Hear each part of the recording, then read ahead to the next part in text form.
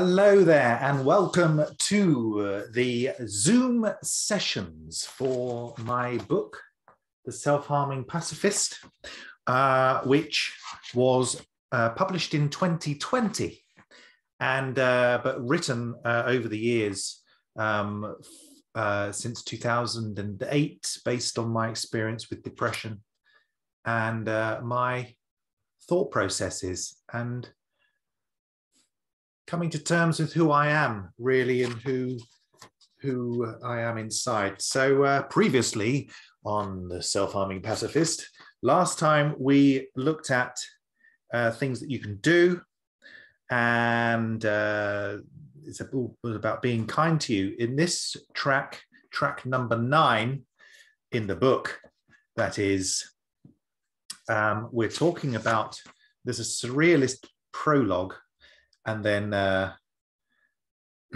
it's called Back on Track, is this one. But we start with a prologue. I'm a dandy highwayman, fallen into the rabbit hole and wandering the abyss. Kaleidoscopic colours send me reminiscing, motionless reminders or faces from the past. The future sits in songs, setting alarms to wake when it matters. Unforgiving storms shift weight from one leg to another. We talk and sometimes say nothing, but it's the eyes that I wish to speak to. Prince Charming may never have existed in the trees, but he lives in the heart. Whether or not he is a man or woman, it makes no difference anymore. We exist only for the moment when dreams become truths, myths become stories, hands hold hands. Don't fear the unknown. The only leap of faith will be in you. If you see your face in the mirror, it means you are real. Believe in what your eyes are telling you. Behind it lies your genius.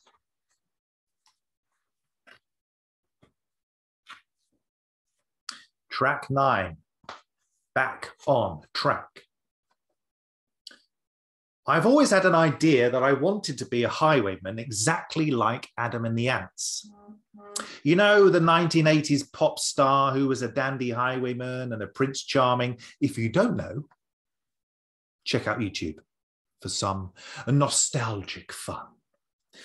It is certainly how my subconscious imagines my persona, and thus why I choose to dress in a toned-down version of a dandy from time to time.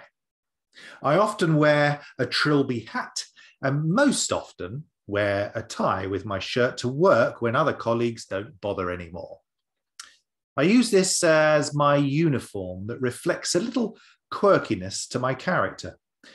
I only do what I'm brave enough to do, yet there is a seed always in my heart that I wish to wear a hint of makeup and painted nails. Perhaps not the smear of white across the cheeks like Mr. Adam, but something around the eyes and the lips to enhance my features. The reason most of us don't do this or fear doing this is because society has made it unusual for a male of the species to go around looking like a made-up dandy, certainly nowadays anyway.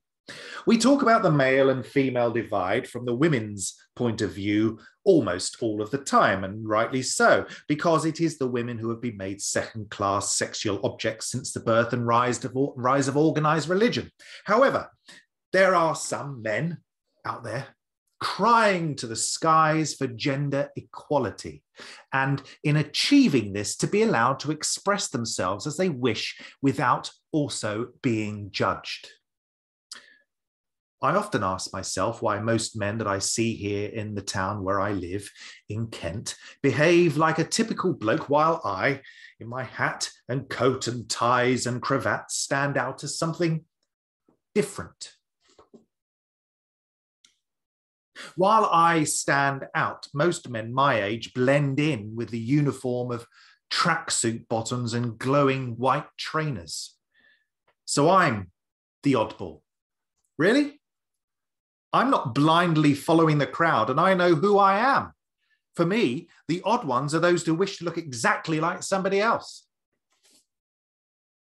This idea that I am odd is another weapon, another stick used to beat me with. When I was a child looking at Adam and wanting to be an anarchist wearing makeup and fancy coats, it was exciting and completely achievable.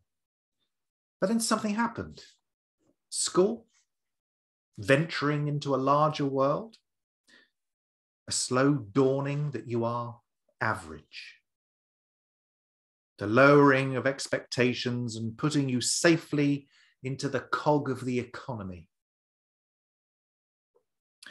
Our system seems to spend the first 11 years of someone's life building them up and the next 7 years knocking them down.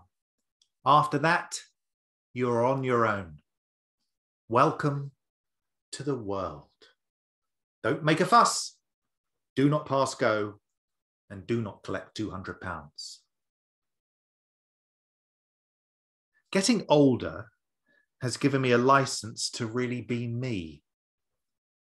I wear what the hell I like and have been known to place some varnish on my nails. I think, though, that I shouldn't be able to think that what I've done is something radical. I haven't. I've painted my nails. Get over it. Radical.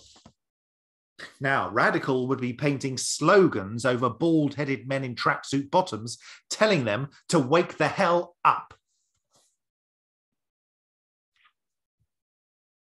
It's a short one. Track 9 of these Zoom sessions. Next week will be track 10, and we're getting to the end. I think there's only 3 chapters left of these Zoom readings. So thank you for watching. I wish you well and peace and health and abundance and love in everything that you do and that you are.